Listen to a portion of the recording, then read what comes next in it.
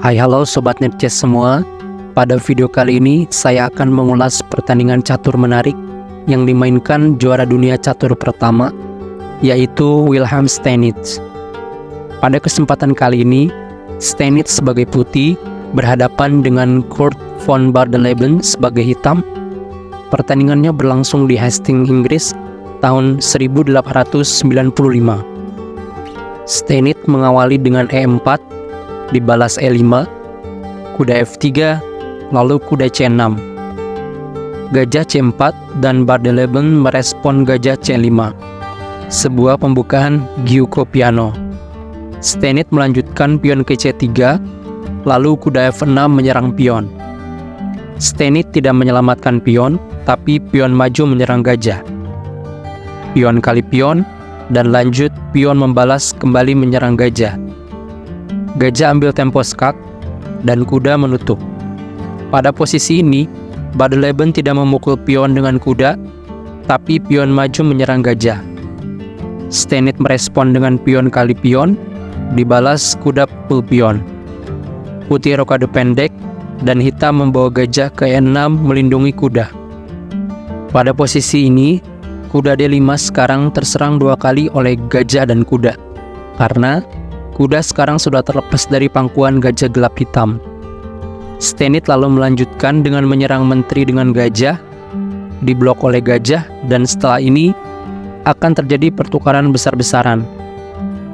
Dimulai dari gajah kali kuda, gajah membalas, kuda kali gajah, menteri membalas, gajah kali gajah, dan setelah kuda membalas, benteng bergeser memberikan pin pada kuda. Di sini Bardeleben mendorong pion F6 mencegah benteng naik ke E5 menyerang menteri, dan Steinitz merespon dengan menteri ke E2 didouble bersama benteng untuk tujuan yang sangat jelas, yaitu skakmat dengan memukul kuda di E7. Hitam mempertahankan diri dengan membawa menteri melindungi kuda, lalu benteng A digeser ke C1 menguasai file C. Pion C6 oleh hitam, dan putih juga memajukan D5 menyerahkan diri. Pion langsung saja kali pion, dan kini file C dikuasai benteng sepenuhnya. Steinitz lalu membawa kuda ke F7. Sepertinya langkah kuda ini mengincar petak D4 untuk bermanuver menyerang raja ke G7 ya. Raja lalu mengorbankan hak rokade dengan bergeser ke F7 dengan tujuan mengoneksikan kedua bentengnya. Dijawab kuda naik ke E6. Benteng lalu mengajak pertukaran, diabaikan Steinitz dengan menteri meluncur ke G4, memangku kuda serta ancaman skakmat dalam dua langkah. Jika di sini hitam salah melangkah, misal menukar benteng, maka menteri pukul pion G7 skak, raja dipaksa ke E8, dan tentu permainan berakhir dengan menteri ke F8. Di sini Bardeleben sadar dan mendorong pion maju mencegah serangan menteri. Lalu Steinitz melompatkan kuda ke G5 skak, dan di sini juga discover attack menteri menyerang menteri. Jadi hitam sigap membawa raja ke E8 untuk tetap melindungi menterinya. Lalu di sini Steinitz melakukan langkah kejutan, benteng bertukar kualitas memukul kuda skak. Dan pada langkah ini ada tiga pilihan untuk hitam: memukul benteng dengan menteri, geser ke F8, atau bergeser ke D8. Tentu hitam tidak mungkin memilih D8 ya, karena disusul menteri kali menteri langsung skakmat. Di sini pun hitam juga tidak memilih memukul benteng dengan menteri, karena hitam menyadari kalau menteri pukul benteng, dia akan kalah jumlah perwira. Misal menteri kali benteng, akan lanjut benteng kali benteng skak, benteng membalas, menteri kali benteng kembali skak, menteri menutup, dan setelah menteri ditukar, putih akan unggul satu kuda. Tentu unggul satu perwira akan sangat membantu saat endgame.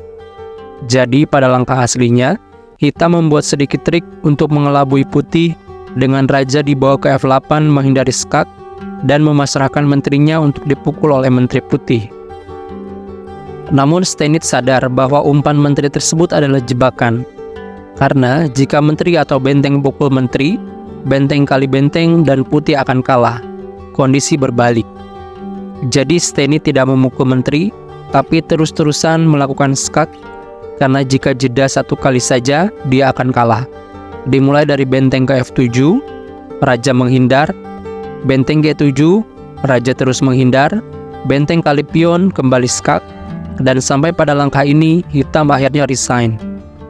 Hitam menyerah karena pada posisi ini, jika permainan dilanjutkan, raja kembali ke G8, maka benteng akan kembali skak ke G7. Jika raja balik ke H8, maka menteri ikut menyerang kembali skak. Raja terpaksa pukul benteng, lalu menteri skak di H7. Raja kabur ke F8, menteri membuntuti ke H8.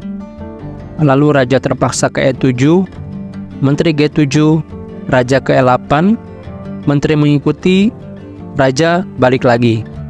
Menteri semakin memepet, lalu raja ke D8. Menteri terus skak, dan pada posisi ini, langkah paksa menteri harus menutup skak. Dan pada posisi ini juga, giliran kuda membantu dengan skak di F7. Raja ke G7, dan menteri mengakhiri permainan dengan skak mat di D6. Permainan yang sangat gokil ya teman-teman. Di middle game kita disuguhkan permainan yang sangat simpel dengan pertukaran perwira besar-besaran.